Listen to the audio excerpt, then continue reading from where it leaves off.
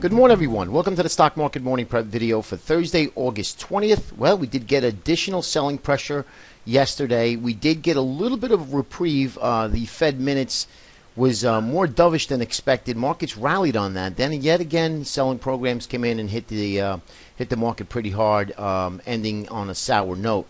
Now, we're down in the pre-market again. We're down about 15 handles in the ES electronic session in the pre-market. Along with the other indices, all in the red. Dow futures down about 131 points.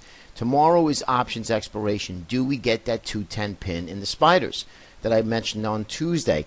Well, it doesn't look like it right now, but believe me, things do change rather quickly. So let's see what happens if we get that little bit of a dead cat bounce. Now, we're oversold in the shorter term time frames, in the momentum indicators, RSI, MACD, stochastics. We're all oversold on that, but that does not mean that we cannot go down further and continue to be oversold. Okay, that's something that you need to consider. We don't want to be catching a falling knife here. We do have a few things that are in the cards that continue to be in the news, which number one obviously is China. Number two is crude. Crude took a nasty hit yesterday along with a lot of the crude oil stocks, and that's what's putting pressure on the markets here. Now, I really like a lot of these oil names, Amerada Hess, HES, COP, SLB, EOG. I do like them.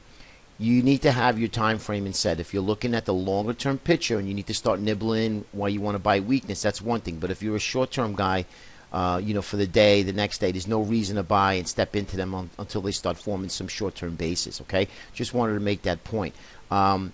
Crude oil, I got a bunch of emails. Where do you think crude can go? Well, really no one knows, but on the charts, technically, 38 to 40, there's a big band of support there. The 1272 extension is 37.47, okay? That is going to be really the ideal target if you are looking to buy long-term crude. I do think we get a flush. I also think that we do pop up on short covering rallies, but any rallies probably will get sold into until we break that 40 handle. We get into that 37.38. I would definitely be looking to buy, at least nibble in some of those crude oil, in crude oil itself, and again start to look to continue to buy some of these beaten down oil names, because what happens is you're going to get that big move up in crude, even if it's $2 or $3. The oil stocks that have been so beaten up are going to rally big time. So it's something to keep an eye on, something to think about. Remember, we're in the doldrums of the summer. There's not a lot of volume, so the volatility and moves will be extreme. Just keep that in mind, okay? And also, there's no reason to have a large amount of share size in these last 2 weeks going into August, okay? Let's take a look quickly at these indicators. We still have the stocks above the 5,200, stocks above the 200-day moving average, still trending lower. We did have a little bit of a push higher, but if you could see this trend line here, we did break that trend line support if you just kind of look through my my cursor, but we're starting to continue to break back down again. We do have some positive divergence here in the MACD. RSI starting to curl above 50. That's a good sign. I do think we're oversold, guys, and I really do think that at one point sometime today we rally into options expiration. Remember, the pin is 210. There's a lot of open interest out there. So the major players that are selling premium have it in their best interest to bring that market back up to that 210 area, okay? And then next week, anything goes. Let's keep an eye on that. Next, we have the McClellan oscillator, which tells me that we have plenty of room to run to the downside if this market really wants to take a hit easily down to that negative 60 area before looking for a bounce. So that tells me that this move to the downside can continue and have plenty of room before it becomes extremely oversold, okay? Now let's take a look at the indexes. We have the spiders holding at 200-day. We know that the pin is 210, okay? 213, 204, and if you remember, I drew that symmetrical triangle here within that horizontal channel, and you could see that we really haven't gone anywhere. We just touched the bottom of that channel and broke back up. So let's wait and see which way this market's going to be headed here, okay? Take a look at the diamonds, and the diamonds are just really in bad shape here, guys. You could see the Dow Jones is just really, really nasty. not really looking too good at all. Down to the bottom of the Bollinger Band. Again, but look at the volume. Volume's kind of light on this move lower, so that tells me that, you know what, I think we should be in for a decent-sized pop here, okay?